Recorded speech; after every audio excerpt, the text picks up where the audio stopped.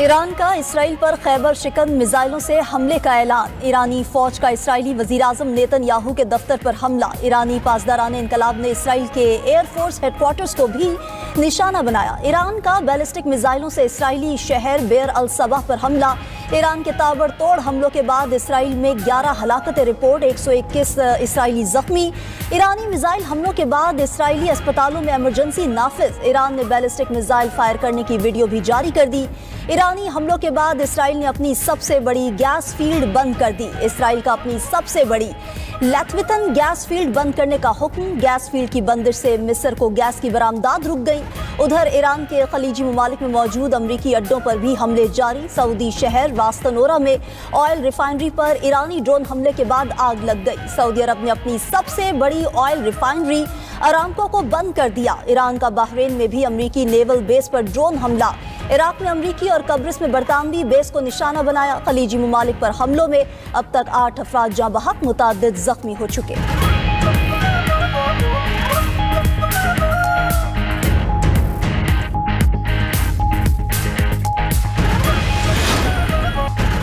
امریکہ اور اسرائیل کی ایران سے جنگ میں شدت۔ امریکہ کے 3 جنگی طیارے تباہ کر دیے۔ ایران کا دعویٰ، شعلوں میں لپٹے گرتے ہوئے امریکی طیاروں کی ویڈیو بھی جاری۔ ایرانی میڈیا کے مطابق 3 امریکی F-15 طیاروں کو کویت میں مار گرایا۔ فضائی حدود کی خلاف ورزی پر امریکی طیاروں کو نشانہ بنایا گیا۔ تینوں طیاروں کا ملبہ کویت کی حدود سے ملا۔ امریکی سینٹرل کمانڈ کی بھی کویت میں امریکی طیارے گرنے کی تصدیق، کہا کہ 3 F-15 اسٹرائک ایگل طیارے کویت میں گرے۔ کویتی فضائی دفاعی نظام نے غلطی سے امریکی لڑاکا طیاروں کو نشانہ بنایا۔ تینوں طیاروں کے 6 پائلٹ بحفاظت جان بچانے میں کامیاب رہے۔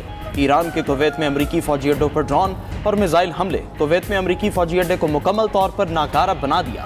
ایرانی حملے کے بعد امریکی فوجی اڈے پر دھواں بھر گیا۔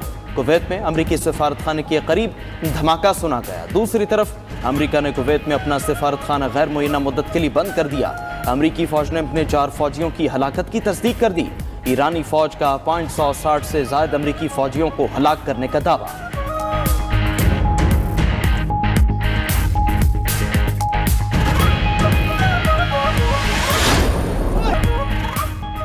ایرانی سپریم لیڈر آیت اللہ خامنائی کی اہلیہ بھی زخموں کی تاب نہ لاتے ہوئے شہید ہو گئیں۔ ایرانی میڈیا کے مطابق منصورہ خجستہ باقرزادہ گزشتہ روز حملے میں زخمی ہوئی تھیں۔ حملے میں سپریم لیڈر، ان کا بیٹا، بہو، بیٹی، نواسی اور داماد شہید ہو چکے ہیں۔ امریکی اور اسرائیلی حملوں میں ایرانی شہداء کی تعداد 555 ہو گئی۔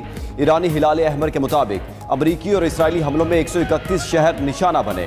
اسرائیلی فوج کے ایرانی دارالحکومت تہران پر دوبارہ حملے۔ اسرائیل کا ایران کے 2 انتہائی سینئر انٹیلیجنس افسروں کو شہید کرنے کا دعویٰ۔ اسرائیل کا ایران میں نتنز کے ایٹمی پلانٹ پر حملہ۔ انٹرنیشنل اٹامک انرجی ایجنسی نے نتنز کے ایٹمی پلانٹ پر حملے کی تصدیق کر دی۔ تبریز اور کرمان شاہ میں جاں بحق افراد کی نماز جنازہ ادا، ہزاروں ایرانیوں کی شرکت۔ امریکہ اور اسرائیل کے خلاف نعرے۔ دوسری طرف حزب اللہ بھی ایران اسرائیل جنگ میں شامل ہو گیا۔ لبنان سے حزب اللہ کے اسرائیل پر حملے۔ اسرائیل کی جوابی کارروائی میں 13 افراد شہید، 149 زخمی ہو گئے۔ حزب اللہ کمانڈر حسین مقلد اور محمد راد کو شہید کرنے کا دعویٰ۔ اسرائیلی وزیر دفاع نے سربراہ حزب اللہ نعیم قاسم کو نشانہ بنانے کا دعویٰ بھی کر دیا۔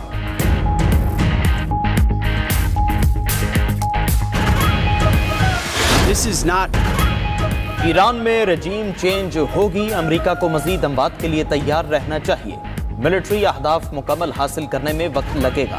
امریکی وزیر دفاع پیٹ ہیگسٹ کا اعتراف۔ نیوز بریفنگ میں کہا کہ ایران کو کبھی بھی ایٹمی ہتھیار حاصل کرنے نہیں دیں گے۔ ایران کا سیکیورٹی انفراسٹرکچر اب امریکی نشانے پر ہے۔ امریکی جنرل جینکن نے کہا کہ ایران کے خلاف طویل جنگ کے لیے تیار رہنا ہوگا۔ آپریشن ایپک فیوری منظم اور طویل مدتی فوجی مہم ہے۔ جنگ میں مزید امریکی فوجیوں کا جانی نقصان ہوگا۔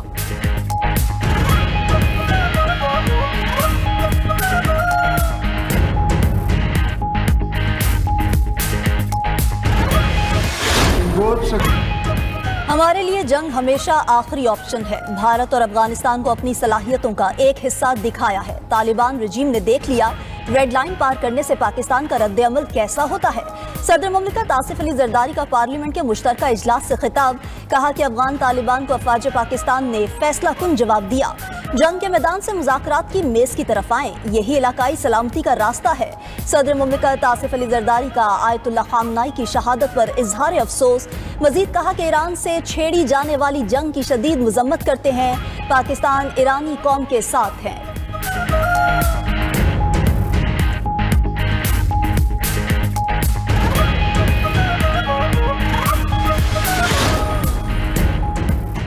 पाकिस्तान मशरिक़ वस्ता में कशीदगी रोकने के लिए मुतहरिक। वज़ीर-ए-आज़म शहबाज शरीफ की ओमान के सुल्तान से टेलीफोनिक गुफ्तगू। खित्ते की बिगड़ती सूरत हाल पर तबादला ख्याल किया गया। इस मौका पर वज़ीर-ए-आज़म ने कहा कि हमलों ने अहम सिफारती अमल को पटरी से उतार दिया। कशीदगी को कम करने की कोशिशों को भी नुकसान पहुंचा। वज़ीर-ए-आज़म का सिफारती इक़दामात दोबारा शुरू करने की ज़रूरत पर जोर। दोनों रहनुमाओं का सिफारती इक़दामात की हिमायत जारी रखने पर इत्तिफाक। 92 न्यूज़ से गुफ्तगू में वज़ीर-ए-आज़म शहबाज शरीफ बोले कि इन हालात में रूस का दौरा मुनासिब नहीं था। इलाकाई सूरत हाल के पेश नज़र दौरा मनसूख किया। उम्मीद है हालात बेहतर हो जाएंगे।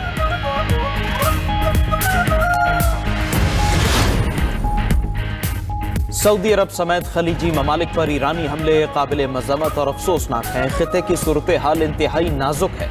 पाकिस्तान अपनी तमाम सिफारती कोशिशें बरूए कार ला रहा है। वज़ीर ख़ारिजा इसहाक डार का गैर मुल्की सफरा की ब्रीफिंग में इज़हार ख्याल। बोले कि पाकिस्तान ईरान की सूरत हाल को करीब से मॉनिटर कर रहा है। हमारी तमाम तर कोशिशें कशीदगी कम कराने पर मरकूज हैं। सिफारती महाज पर मुश्किल दौर से गुजर रहे हैं। इसहाक डार से पाकिस्तान में तैनात चीनी सफीर की मुलाकात। खित्ते की बदलती सूरत हाल और वसी तर पेशरफ्त पर तबादला ख्याल।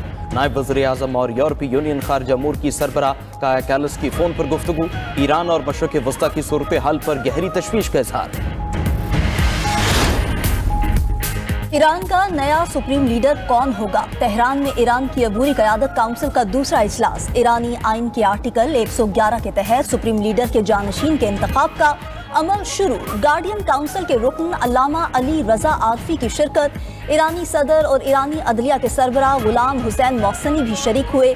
आयतुल्ला अली खामनाई की शहादत के बाद 3 रुकनी अबूरी काउंसिल कायम की गई। अबूरी काउंसिल नए ईरानी सुप्रीम लीडर का इंतखाब करेगी। ईरानी अबूरी काउंसिल मुल्की मामलात चलाने की भी जिम्मेदार है। उधर ईरानी सदर मसूद पिज़िश्कियान ने पासदारान इनकलाब के ब्रिगेडियर जनरल माजिद इब्नुल रजा को कायम मुकाम वज़ीर दिफा मुकर्रर कर दिया। अभी तो शुरुआत है, असल हमला होना बाकी है। हमने अभी तक ईरान पर सख्त हमले शुरू ही नहीं किए। असल तबाहकुन कार्रवाई बहुत जल्द होगी। अमेरिकी सदर की धमकी। ट्रंप का कहना है कि ईरान बड़ा और मजबूत मुल्क है। जंग 4 हफ्ते जारी रह सकती है।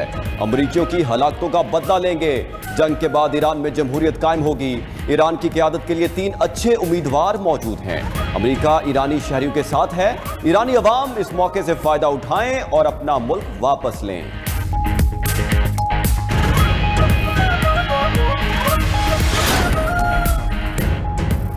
ईरान ने ट्रंप की मुज़ाकरात की पेशकश मुस्तरद कर दी। अमेरिका से कोई मुज़ाकरात नहीं होंगे। ईरानी सिक्योरिटी चीफ अली लारिजानी का दो टोक ऐलान। अपने बयान में कहा, ट्रंप ने पूरे खित्ते को अफरा तफरी और जंग की आग में धकेल दिया। ट्रंप ने अमेरिकी फौजियों को इसराइल की हवस से इक़्तिदार की भेंट चढ़ा दिया। ईरान ने कभी जारहियत में पहल नहीं की। ईरानी army chief general Amir Hatami ने कहा, ईरानियों को गुलाम बनाने का ख्वाब कब्रों में जाएगा। ईरान के बेटे दिफाई वतन से पीछे नहीं हटे, पूरी ताकत से जवाब देते रहेंगे। उधर ईरानी वज़ीर ख़ारिजा अब्बास इराक़ची का अक़वाम मुत्तहिदा को ख़त लिखा कि सुप्रीम लीडर की शहादत बैनुल अक़वामी क़वानीन की संगीन खिलाफ वर्जी है। ईरान के आला तरीन ओहदेदार को निशाना बनाना नाकाबिल कबूल है। जिम्मेदारों को सज़ा मिलनी चाहिए।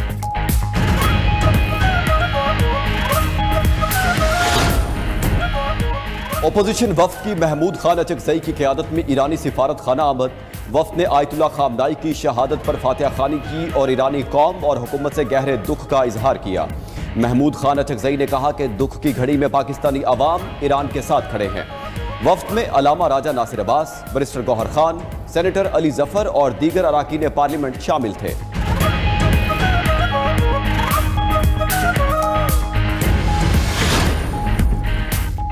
चीन का ईरान की खुद मुख्तारी और सलामती की मुकम्मल हिमायत का ऐलान। चीनी वज़ीर ख़ारिजा वांग यी का ईरानी हममनसब अब्बास इराक़ची से टेलीफोनिक राबिता। चीनी वज़ीर ख़ारिजा की ईरान की इलाक़ाई सालमियत की दिफा की यकीन दहानी। ईरानी इलाक़ाई सालमियत के दिफा में अमरीकी और इसराइली हमलों की मज़म्मत। मुज़ाकरात और मुकालमे के ज़रिए ख़ित्ते में कशीदगी कम करने पर जोर दिया।